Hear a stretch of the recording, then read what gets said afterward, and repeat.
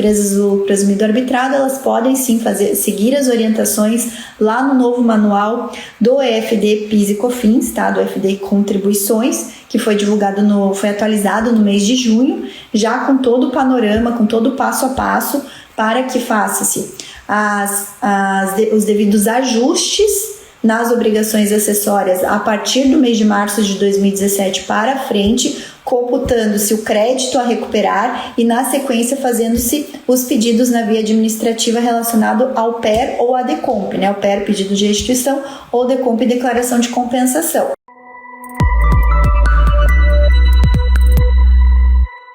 Como que fica o panorama para as empresas que estão no lucro presumido ou no lucro arbitrado, recolhendo PIS e COFINS na sistemática cumulativa, e como fica o panorama para as empresas do lucro real que recolhem PIS e COFINS na sistemática não cumulativa, tá? Então vamos abordar o primeiro grupo, que é o grupo das empresas que estão no lucro presumido ou arbitrado, recolhendo PIS e COFINS na sistemática cumulativa.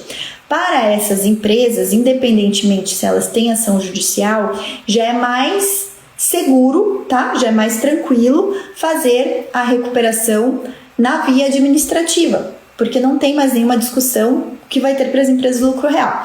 Então, o que acontece? As empresas do lucro presumido arbitrado, elas podem sim seguir as orientações lá no novo manual do EFD PIS e COFINS, tá? Do EFD Contribuições, que foi atualizado no mês de junho, já com todo o panorama, com todo o passo a passo, para que faça-se os devidos ajustes nas obrigações acessórias a partir do mês de março de 2017 para frente, computando-se o crédito a recuperar e, na sequência, fazendo-se os pedidos na via administrativa relacionado ao PER ou à DECOMP, né? O PER, pedido de restituição, ou DECOMP, declaração de compensação. Contudo, gente, a depender da situação ali para fazer os ajustes, né? O que tem que ser observado? O volume de obrigação acessória a ser retificada, tá? Porque se a gente está falando de março de 2017 para cá, né? Março de 2017 a agosto de 2021, a gente está falando aí de cerca um pouquinho mais de 50 meses. Então, são 50 meses de retificações, tá? Então, assim, vamos ver a questão de volumetria de dados para se trabalhar, para se retificar. Se a empresa tem condição de fazer isso, se vai contratar uma empresa especializada, né, nessa parte para poder fazer todas as restituições. Lembrando-se que até agora a gente não tem nenhum software que totalmente automatize esse trabalho, tá? Um software livre aí que possa ser contratado, que automatize 100% esse trabalho, então exige sim um trabalho manual, tá? E a segunda opção é entrar ainda assim, ingressar com uma ação judicial, tá? Para poder obter na via judicial reconhecimento desses valores pagos a maior a partir de março de 2017, com a decisão favorável, que precisa ser favorável em virtude de o STF ter já decidido em sede de repercussão geral com efeitos vinculantes para toda a estrutura do Poder Judiciário. Então, obrigatoriamente vai se obter uma decisão judicial favorável. Com essa decisão judicial favorável transitada em julgado, é possível fazer a habilitação do crédito na esfera administrativa. Essa habilitação do crédito, uma vez que seja concedida pela Receita Federal, já autoriza, independente de retificação de obrigação acessória, a fazer o pedido do PER-DECOMP, tá? Ou do PER ou da DECOMP, ok? Então, é uma primeira análise para as empresas do lucro presumido arbitrado. Fora isso, não existe mais nenhuma discussão, nada que vá efetivamente impactar aí a apuração desse crédito, tá bom? Ao contrário do que a gente tem ainda de discussões em relação ao segundo grupo, que são as empresas do lucro real, tá? As empresas do lucro real que apuram a PIS e a COFINS na sistemática não cumulativa. Por quê? Não cumulativa, nós temos aquela sistemática de débito-crédito, que é diferente da sistemática de débito-crédito do ICMS e do IPI, por exemplo, tá?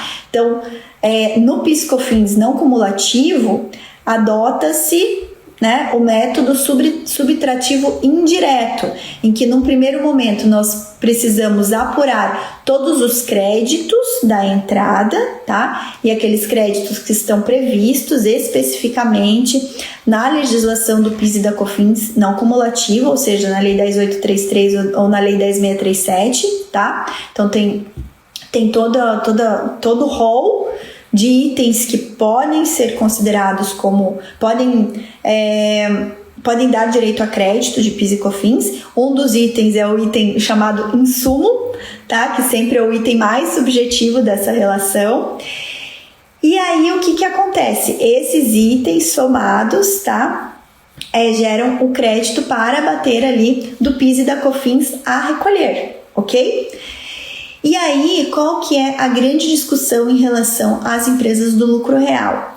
A grande discussão é, olha só, muitas das minhas compras, das minhas aquisições, tá? Eu adquiri materiais, tá? Adquiri materiais que vão me dar créditos de PIS e COFINS, contudo, esses materiais também sofreram incidência do ICMS, tá?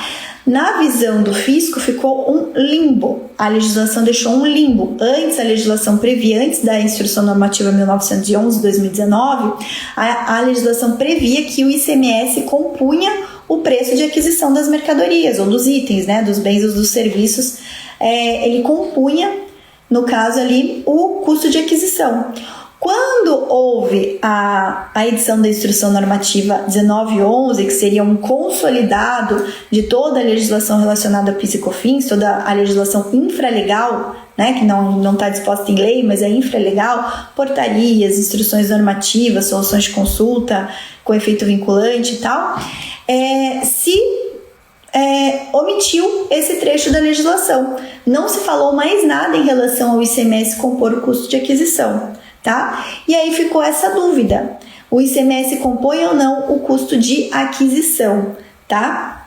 Como o STF agora não julgou nada relacionado ao que compõe o crédito na sistemática não cumulativa, continua esse limbo, né? Essa discussão. Então é possível que quando a Receita Federal for rever a sua legislação, as suas normas infralegais, ela possa colocar, e isso vai ser um ponto de discussão, possivelmente vai gerar um segundo round de discussões judiciais aí, porque pode ser que ela seja expressa no sentido de que o ICMS não deve compor o custo de aquisição. E daí o que vai acontecer nessa apuração desses créditos a recuperar em relação à tese do século? Tá? Vai precisar fazer um estorno do ICMS nos créditos também, tá? Nas aquisições. E isso vai impactar diretamente o valor da repetição do indébito ou do crédito a ser restituído quando você exclui o ICMS da base de cálculo do PIS e da COFINS.